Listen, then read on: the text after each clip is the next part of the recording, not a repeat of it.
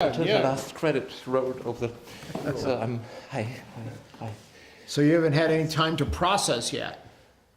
I walked from Oh, the okay, cinema good. over here That'll do it. through the cold Berlin Very good. air. And Okay, good. It's okay.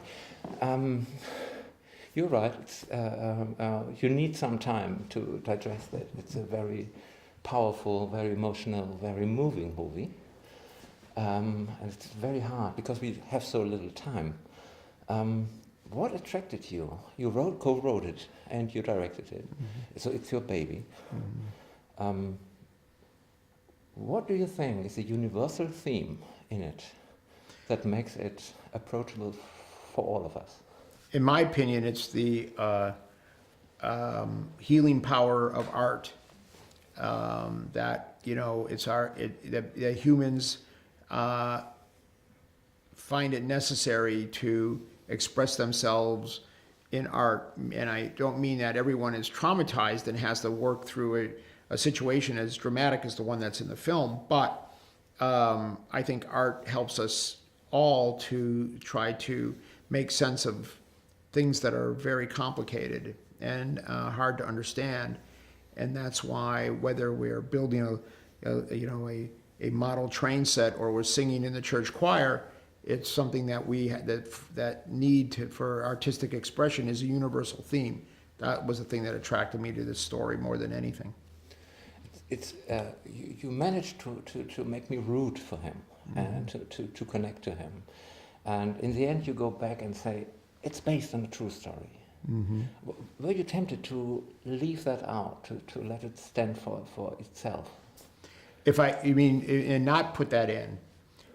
I mean, I'm sorry. The last image that he lives quietly and he's really and he's holding his right. Yes. Right. So he there you go from the universal thing. You tell me the film is a universal story, right, into this very individual thing and say, right, oh, that really happened. Right. Well, I think I just felt it was important that, you know, that you understand that it's based on a real story, even though even though that the story that's presented as a movie is a universal theme, but I think that there's a power in understanding that it actually did happen to a real man as well. I adore you because you always blend, most of the time, two things I like most: movies and animation, those two mediums. What attracts you to animation that you think it's such a powerful tool to tell a story? Well, I don't know. I mean, I think that, animation, you know, when it's done, you know, is sort of well, first of all, I think what I like about animation more than anything is that it's unique to cinema. I mean, it works as moving images, but also I think that it's also a way that you can use animation to tell stories in a shortcut way that get the point across. So in other words, it's a shortcut. It's a way that you can, you know, tell a more complex story simply and quickly. Now with motion capturing and performance capturing, it's getting more and more together, and it seems to get to another point that there's a new medium created somehow. Because it's not quite human, but it's not quite animation anymore. Right. Yeah. Will it go in this direction, do you think? Well, I think, you know, sometimes it works great and sometimes it doesn't work good. I mean, I've been doing this now for quite a while.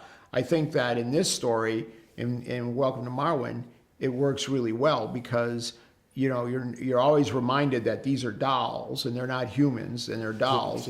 Exactly. Right. But they also evoke all this emotion that the actors bring in a way that I think is pretty flawless. I mean, you really get a sense that, you know, you're really seeing what's going on in those characters, those actors' faces when even though the fact that they're dolls. No, that was brilliant. I was absolutely, I'm admiring that. It's unbelievable nice.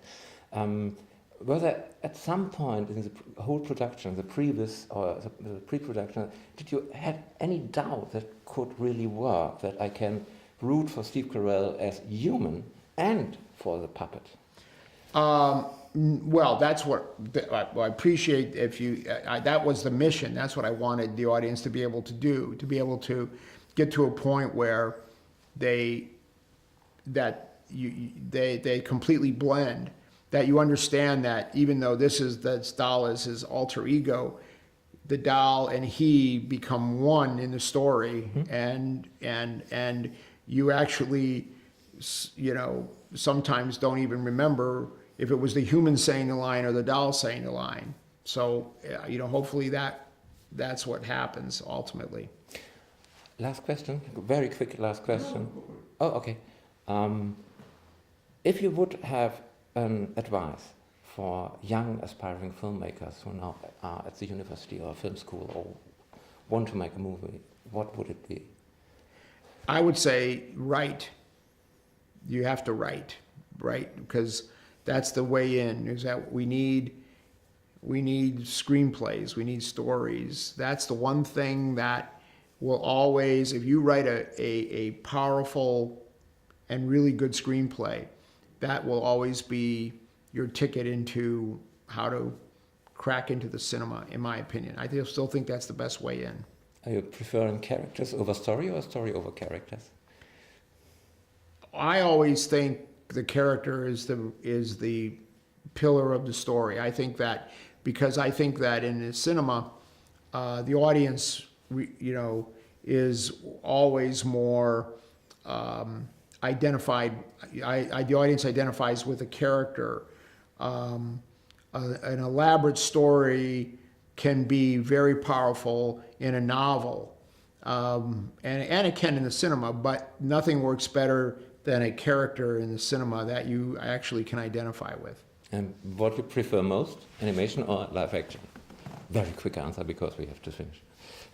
I'm sorry, say that again. Are you preferring animation over live action or live action over animation?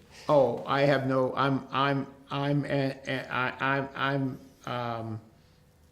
You know, I'm completely agnostic. You know, whatever works best for the movie is what I use. I don't pick and choose any of the technique. Thank you very much. Thank you. Great, appreciate it. Thank you. Thank you so much.